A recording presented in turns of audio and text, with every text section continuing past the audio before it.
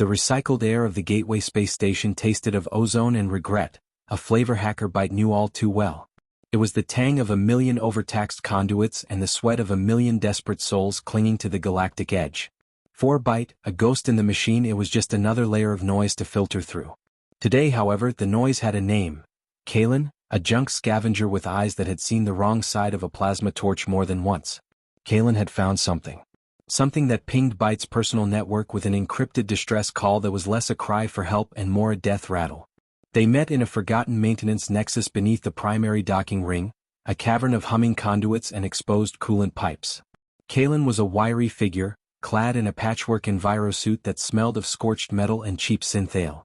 He held up a data slate, its screen cracked but glowing with a schematic of the station's primary power junction, J7. "It's a trap," Kalen said, his voice a low rasp. "I was scavenging the old comms relay when I found this. It's not a schematic, it's a blueprint for a bomb. A big one. Enough to take out this entire sector, maybe even destabilize the station's orbit." Byte's eyes, augmented with micro-optical implants, didn't look at Kalen. They scanned the room, the air, the data streams flowing through the walls. "Who sent it to you?" "Didn't send it. I found it wired into the relay. It's a dead man's switch. The bomb's already active. It's got a countdown, but it's a fake. The real trigger is a failsafe. If anyone with the wrong security credentials tries to access the junction systems, it goes boom." The message said it's a corporate cleanup for some rival that's supposed to be docked here. Byte's mind was already a whirlwind of logic. Corporate cleanup meant a rival syndicate, maybe the Vultures, trying to eliminate a competitor. The trigger was a digital tripwire. This wasn't a job for a demolitions expert, it was a job for a surgeon of the digital realm. The failsafe. It's biometric? Key-coded? Both, Kalen grunted, pointing a grimy finger at the schematic. "It's looking for a specific DNA signature and a high-level admin key. The kind of thing only a corporate exec would have. But the system's been poisoned. It's a logic bomb. Even if you have the right key, it'll interpret the access as a hostile intrusion and detonate." Byte finally looked at the scavenger. "You're the key. Not your DNA, not a code. You found it. The system has probably tagged you as the discoverer. If you go anywhere near that junction, you're the one who will set it off. That's the real trap." A flicker of fear crossed Kalen's face. He was used to physical danger, the sudden decompression of a breached hull or the snap of a faulty magnetic clamp. This was different. This was a threat woven into the fabric of reality itself, a ghost waiting to possess him. "So what do? We can't just let it blow." "We don't," Byte said, a rare, thin smile gracing his lips. "We're going to fool it. We're going to give it exactly what it wants, but on our terms. I need you to get me to the junction. I'll handle the rest." The journey through the station's guts was a silent, tense affair. Kalen led, his scavenger's knowledge of the service tunnels and maintenance shafts proving invaluable. They bypassed security checkpoints and crawled through conduits thick with dust and the hum of a sleeping giant.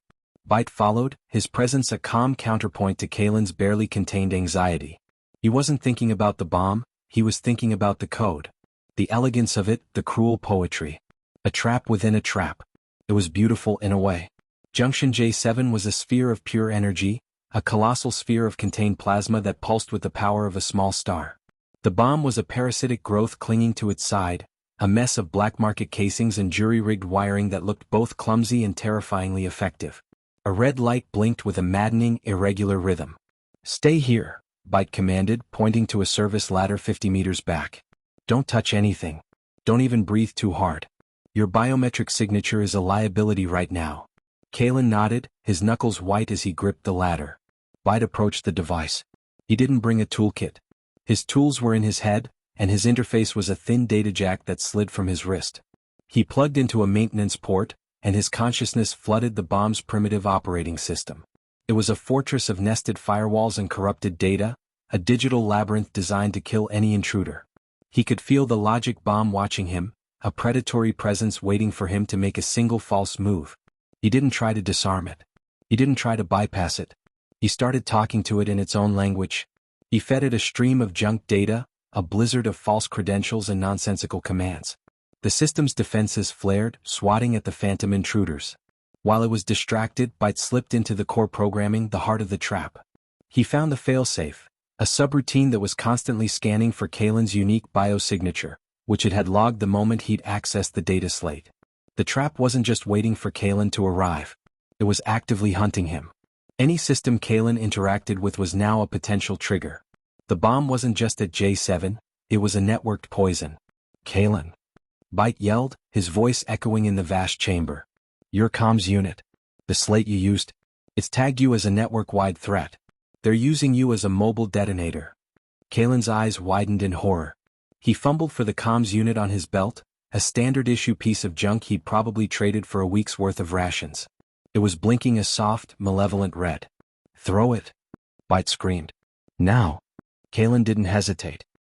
He ripped the device from his belt and hurled it with all his might towards the chasm of energy conduits below. The instant it left his hand, the bomb at J7 went into a frenzy. The blinking red light turned a solid, furious crimson. The countdown on its small display, previously a fake, now flickered to life, counting down from 10 seconds. Byte's fingers flew across his virtual keyboard, a blur of motion. He wasn't stopping the countdown, he was rerouting it.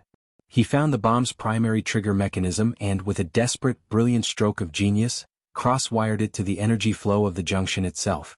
He was turning the station's own power against the device. The countdown hit 0. There was no explosion. Instead, a piercing high-frequency shriek ripped through the air as every ounce of power from the plasma sphere was sucked into the bomb's circuits.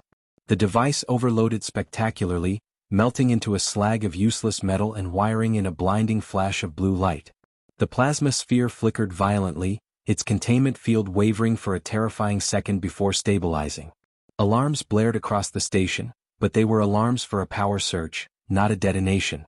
Silence returned, broken only by Byte's heavy breathing.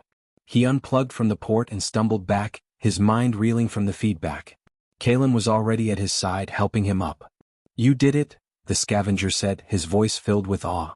You actually did it. Byte looked at the melted ruin of the bomb, then at the scavenger. We did it. You found it, I unspun it. A perfect team. He looked at his hands, which were trembling slightly. The thrill of the hunt, the dance with digital death, it was the only thing that made him feel alive.